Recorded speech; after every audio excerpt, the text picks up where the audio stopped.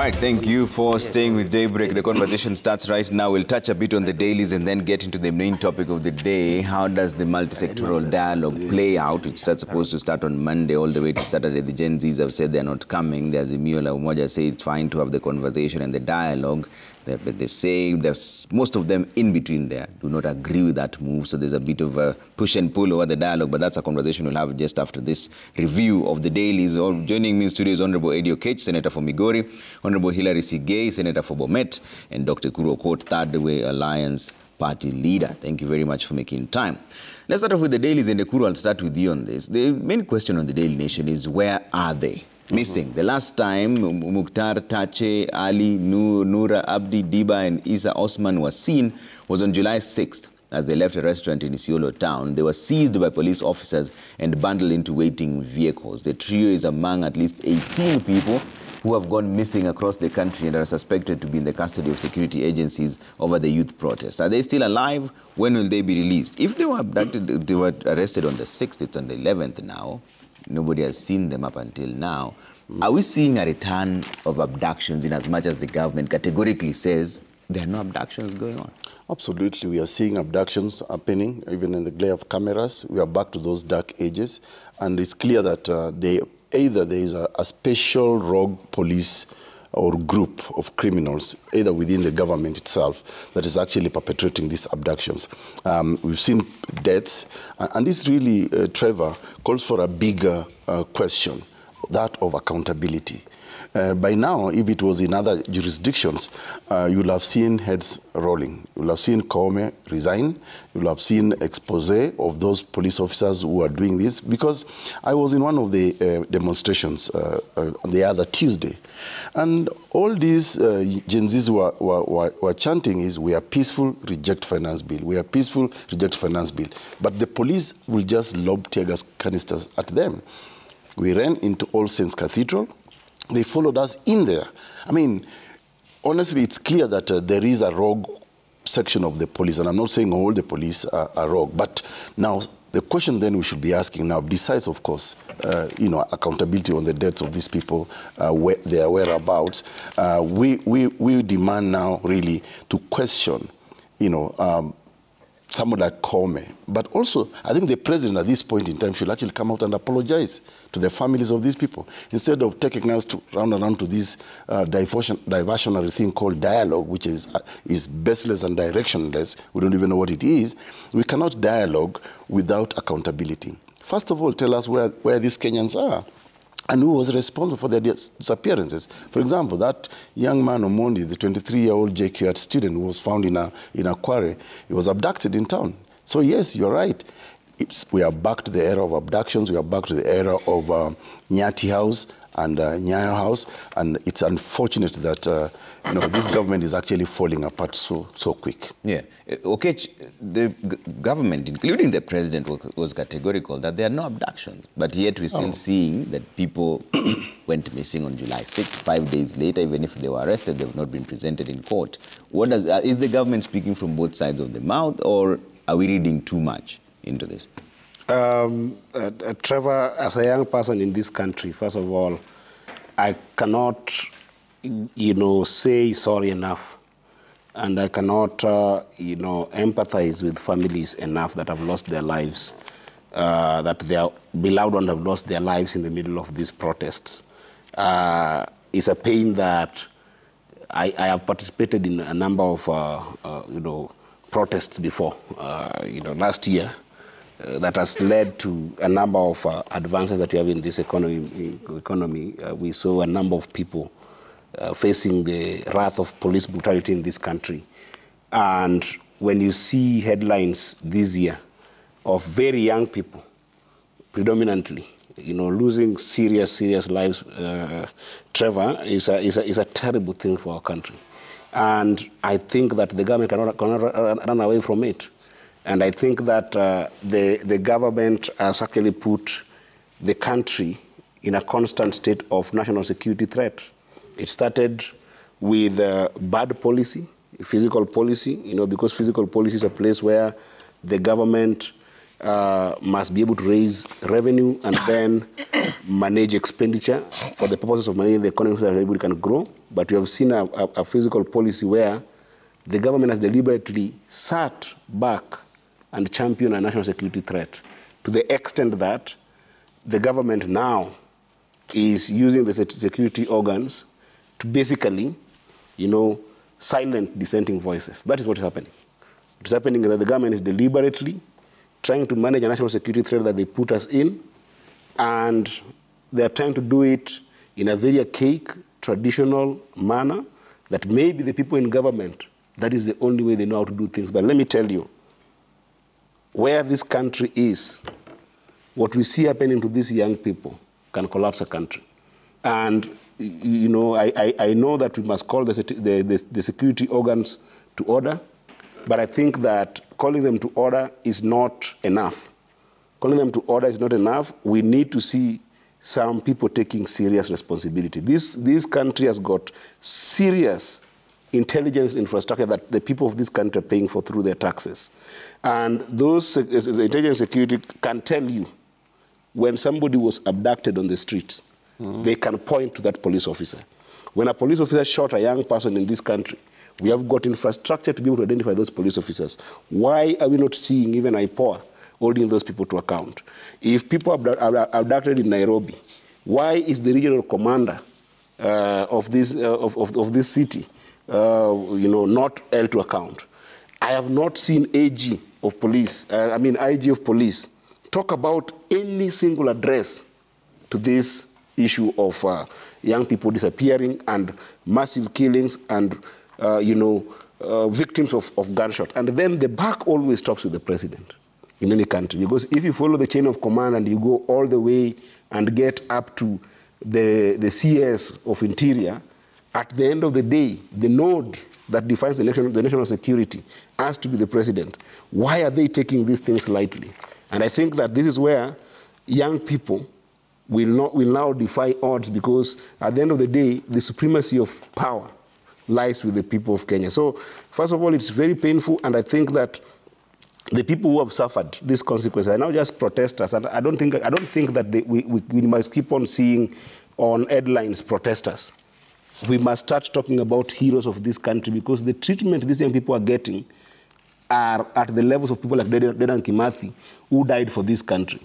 There needs to be proper fight for those who have been abducted, but there also need to be proper compensation for those who continue to remain without family members, and also for those who are still in hospital. There needs to be proper treatment of them as the heroes of this country. Okay. Sigei, who's fooling who here? Government says there are no abductions. People are saying people have been abducted. Who is fooling who? None is fooling the other. Yes, and it's because of what we have all experienced. This is our second week running with this debate about what transpired on the 25th of June, 2024.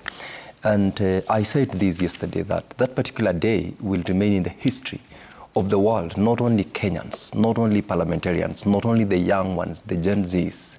It is a historical day that we will forever remember.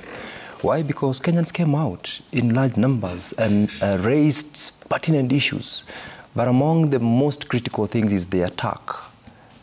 The attack on Parliament was historic. It's never happened before. A good number of us were there. I believe Senator Eddie was in session. We were to resume Parliament, or rather Senate sittings that day. And so it is not something that we can take it lightly. We have heard the President speak. We have heard the CS Interior speak. He has had an interview here, I believe it must be on this platform, on this table, about the situation of the country in terms of security, about the responsibility of the government, the responsibility of the police, and the actions which would be taken on those officers who took the law into their hands. There was equally a commitment on the part of the President that, look, we appreciate the fact that these were Kenyans who were exercising their right under the Constitution to fight for their rights, to do that which the law allows them to do. We are a democratic state. So when we ask ourselves the question, who is fooling who, and it's okay to answer as I did, that none is fooling the other. It is a reality that we lost Kenyans. It is equally a reality that we also were exercising the right. And remember, Trevor, we've all been, as we might want to tell the public, it's very sweet to say to the cameras that it was peaceful. I mean, I and Eddie sit in Parliament.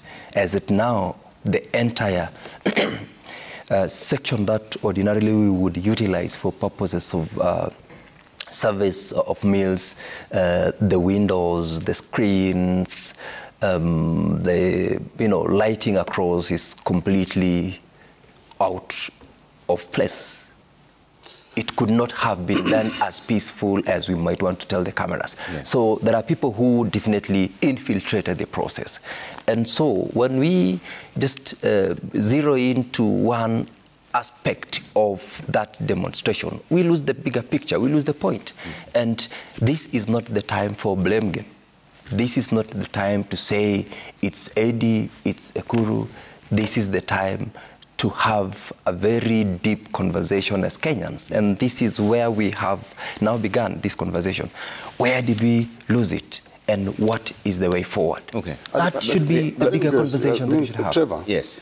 I want to ask you a question, I think, to the country. Why are we not just being honest as a people? Why can't we have a honest conversation? See, when I listened to Sige, who's my junior, Sige, you cannot deny the fact that there are disappearances. You cannot deny the fact that there are deaths. People were shot. People are wounded. The statistics are there. We are now talking upwards of 41 people going. Now, when the government comes and says there are no abductions, when we can actually see on the face of camera, this is the age of, in this age of technology, you cannot fool the people.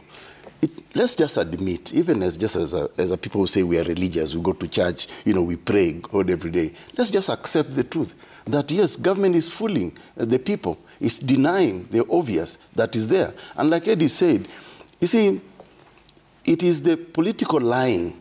I mean, what I like about this conversation is that now it is giving us an opportunity to deconstruct office holders, starting with the head of state himself. It is those political lies and the lying in 2022 that are now catching up with this government.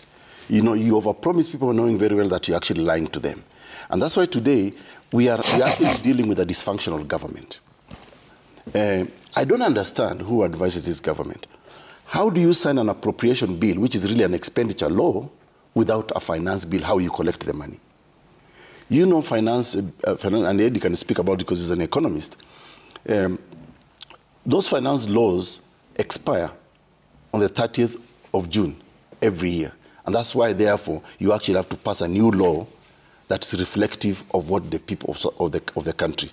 Now, when you return a law, the memorandum say delete the entire act, what are you exactly saying to the nation? You are saying to the nation, we do not have a house that can legislate for you.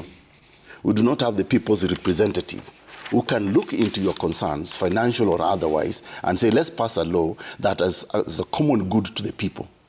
That's exactly what the president has actually put the country into, a state of dysfunctionality. And so that even all these things you see, and Sige, don't be surprised. These Gen Z is now saying, tutakuja kuwasalimia. They will now come to your homes. Leave alone Parliament. Parliament is the people's houses. And it is that anger that is causing them actually to come there. And when people are frustrated, of course you'll expect some turbulence, some violence. But like I said to you today, I was on the streets myself the other Tuesday. To be honest, it is the police who actually disrupt a peaceful demonstration. Article 37 of the Constitution of Kenya is a guarantee that it's your right to picket, to demonstrate peaceably. And I saw it myself. But if people are just walking on the street chanting, reject the finance bill, and then you lob tear gas canisters at them, of course you're causing a disruption. But if you're there, you would also saw that there was some distraction also that came eventually. It's true, but I can also, yes, but I can also tell you that these Gen Zs were very, very vigilant. In fact, they were even arresting some of the people who were trying to cause problems and even parading them. That was brilliant on their part. Like right now, I mean, there's rumors that a certain youthful group belonging to a certain political wing will be unleashed next Tuesday when the protesters will be on the streets just to cause chaos. They are sponsored. Yes, there could be those sponsors. Just like now, we say the police are clean. But we know there's an arm of the police that are actually killing innocent protesters. So yes, it's true there could be bad apples in all this demonstration. But again, where is the responsibility? Where is the accountability from the office holders? Yeah. I mean, like Eddie has a very pertinent question. Why hasn't the IG even spoken about this? Why hasn't the president himself even just apologized to the nation? The same way now, he seems to be cornered and he's trying to divert the whole conversation to say that let's have a dialogue. A dialogue over what? You cannot dialogue with somebody who is actually not even apologize to you that I'm sorry, this has happened, it's unfortunate, but can we talk? But we talk about what Kenyans are asking, please just give us results. We want to see change. Let's begin to see accountability. Okay. Let's not divert. Now you can see another handshake loading. Okay, we'll talk Trevor, about yes. But I'd like to hear Eddie. Yes. I'll give you a chance to Okay. All right, fine. Thank you. Thank you. Eddie has to say about this. And Eddie, also there's a fact that the president did say that action will be taken and it will be swift. Okay, in as much as we can see that some people have been arrested, they said that they'll be arrested and they'll be presented in court and not necessarily abducted. But we are seeing a situation where young people who took videos of themselves in parliament disappearing and appearing dead. So who should be blamed here? Is it that are they targeting the wrong people, or do they know something that we don't?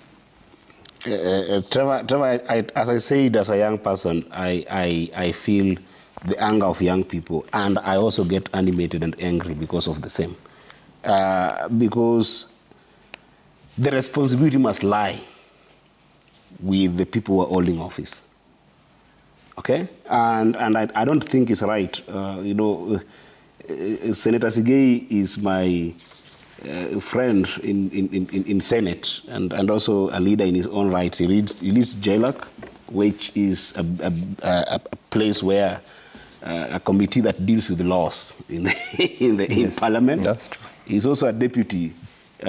He's technically a deputy speaker. Yeah. He's in the speaker's panel. Yes. He's a member of the speaker's panel. So when the speaker is not there, he has got a lot. He has a lot of sway in Parliament, and he cannot come here and say that when young people are being killed, because what we are seeing is not rumors. There is no way people will appear on Gazette and you say that their parents, their families, their members are lying about them being on the Gazette that they are lost. There's no way you can say that Rex was not murdered. There's no way you can say that people like Evans from Nakuru are not murdered. These are kids who come from our families, from our backgrounds. And you cannot wish that away. This is very important to know, that you cannot wish that kind of crime, it's actually a crime, away. Because if you're telling me that the president cannot be able to account for these losses and abductions, or the CS of Interior cannot be able to account for these losses, and deaths, and the IG cannot account, then the simplest thing that Kenyans would want to see is then they have to leave office so that people who are competent can be able to account, because somebody must take responsibility for this. And there's no two ways about it. There's no way to belabor it, because I see, a preemptive strike from Dr. Ekuro Court, about this national conversation. What is happening here basically points to a failure of constitutionalism and constitutionality. People are not following the Constitution, because abductions that are happening under the president's watch. He did swear in Kasarani to protect lives and to protect property and to protect us all. And every other officer who has been able to take office, starting from the CS of Interior, coming to IG, those individuals don't take office without swearing to be able to rise to the occasion that is being called by those particular officers. So if you don't achieve, a basic issue of being able to protect these young people, to be able to, are you saying that there's no intelligence enough to be able to track these young people in this country and get them? If there isn't, then the holders of office should be able to just leave the office. It is as simple as that. That lack of withholding the Constitution and being able to run your responsibilities as given by the Constitution is what is animating and making Kenyans more and more angry. Yeah. You know, because what do you have to tell to a parent who has not been able to see their son or daughter for the last 6, 7, and even sometimes 2 weeks? Yeah. And they left for protest, and in some cases they saw people being abducted on the streets, and then you tell such a parent who is a Kenyan, who is paying taxes, who is rightfully a citizen, then you tell them that I cannot account for your child. Yeah. I mean, people must take responsibility. Yeah. They must see heads rolling. Sige, who should take responsibility for this? It's true what you said, that we saw some violence. Yes. But even then, there's a legal process to it. And that is someone presented. that is exactly where charged with 1, 2, 3. That is You're seeing exactly, a Trevor. saying Yes. our loved ones are not there. From 6, they were abducted. But we know they were in the protest, but we don't know where They they are. even documented it. Trevor, that is exactly where I wanted to start from. Remember, I said, it is not about someone saying nobody was killed or somebody has disappeared. No, no, no. It is easy, by the way, to give a very sensational statement on national TV, the way my colleague here is saying, my senior is saying, we killed people. I mean, it's so easy to say so. But remember, when he speaks about statistics of the people who died, who disappeared, we already have that. And I've told you here that the CS Interior came and gave out an account of a number of issues, including a confirmation that there is in this country an institution called Independent Police Oversight Authority. That does what? Investigate, have police officers who have abused their authority to account. That he confirmed here. That has been confirmed. It is happening. Number 2, he equally talked about, which is also something that I need to confirm, and I'm happy that Eddie has raised this. Well, we have got the Inspector General of Police. This is what we have debated in the State of the Nation motion in Senate for the last 4 sessions about who we are as Kenyans, the situation that we are currently in, and what is happening leading to people taking responsibility for their offices. One of such people is the Inspector General of Police. It's true. He's not appeared to even say this is the situation of the country, the security situation of the country. In fact, I hear he's off air. He's locked himself somewhere. That is a failed leader. That's a failed person holding office, highest office, an independent office in this country. And those are the people who should now be shown the door to give room for Kenyans who are responsible, who are ready to take responsibility. So when you talk about statistics, Ekuru, and you know this, statistics, they say, is like a bikini. It reveals everything, but conceals the vital. The vitals are the organs that we desire. So it's nice here to say that, oh yes, we have failed, we have not failed. The conversation that we have had, including now the direction that we are headed to, allow me, Senior, to just prosecute what I'm saying, because when we talk about a failed state, we don't seem to appreciate the fact that there are certain things that have happened. Nobody would want to talk about the good things that has happened, including what is just asked me. Whether you want to tell me that there is nothing that has happened, it has progressed. From where we were to where we are doing pretty well. Yeah. But back to this conversation about the young Kenyans who we are saying were killed. People will take responsibility. And remember, investigations, Trevor, and my colleague knows, he's a lawyer.